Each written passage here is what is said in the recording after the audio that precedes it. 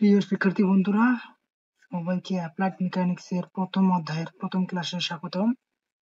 পীড়ন বস্তুর স্থিতিস্থাপক বৈশিষ্ট্য অনুযায়ী বস্তুতে বাহ্যিক বল প্রয়োগের ফলে একটি আভ্যন্তরীণ প্রতিরোধী বলের সৃষ্টি হয় যা বস্তুর বিকৃতি ঘটাতে বাধা দেয়। বাহ্যিক বল প্রয়োগের ফলে সৃষ্ট এরূপ আভ্যন্তরীণ প্রতিরোধী বলের তীব্রতাকে পীড়ন বলে। এখানে স্থিতিস্থাপক বৈশিষ্ট্য হলো বস্তুর এমন একটি বৈশিষ্ট্য যা কোনো বস্তুর উপর যখন বল প্রয়োগ করা হয় তখন বস্তুটির আকার বা আকৃতির পরিবর্তন ঘটে। যখন বল অপসারণ করা হয় তখন বস্তুটি আবার পূর্বের অবস্থায় ফিরে আসে।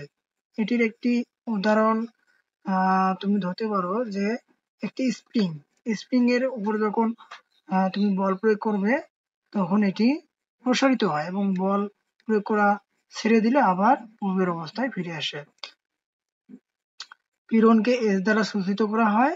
পীড়ন সমান হলো এফ বাই এ। এখানে এফ হলো বল এবং এ হলো এরিয়া অথবা প্রেসার বাই এরিয়া। এর একক হলো নিউটন পার মিটার স্কোয়ার।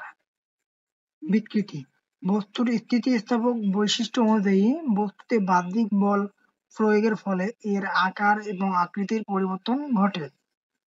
একক প্রতি বস্তুর আকার এবং আকৃতির যে পরিবর্তন ঘটে তাকে বস্তুর বিকৃতি বলে। বিকৃতি হলো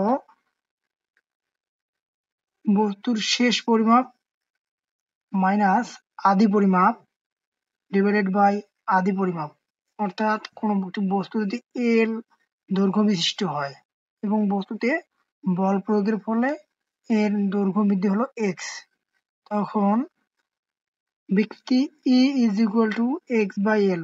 অর্থাৎ বিকৃতি ই সমান দৈর্ঘ্যের পরিবর্তন বাই আদি দৈর্ঘ্য বা দৈর্ঘ্য।